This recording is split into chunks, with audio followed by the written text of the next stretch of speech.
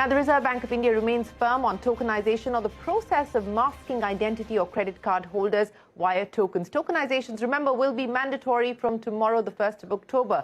As scheduled, that is. RBI Deputy Governor Ravi Shankar says that the system is ready for the change and 40% of transactions in the month of September have already been done through tokenization. Take a look.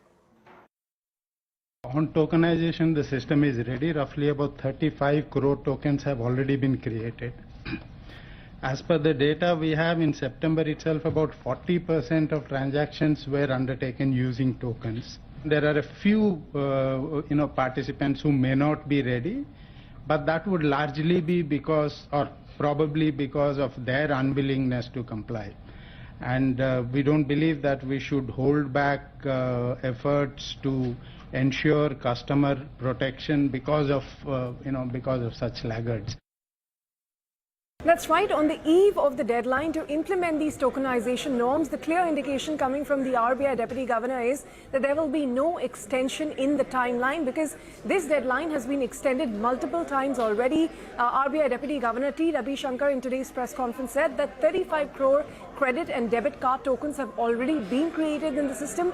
And in fact, as of September, in the month of September, almost 40% of all online transactions that were done using tokens, amounting to about 63 crore rupees so far. He also said that there may be a few laggards who have not really adopted to the system, but overall the ecosystem is perfectly fine. It is ready to adopt to these new rules, and therefore RBI will not hold back these rules in the interest of consumers just because there are a few laggards. Now, what is tokenization? Now, essentially it means that card-sensitive details cannot be stored by merchants anymore.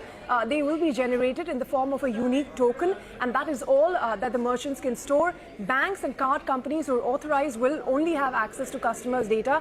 This is to ensure that there's protection from any online frauds or hacks for the customers.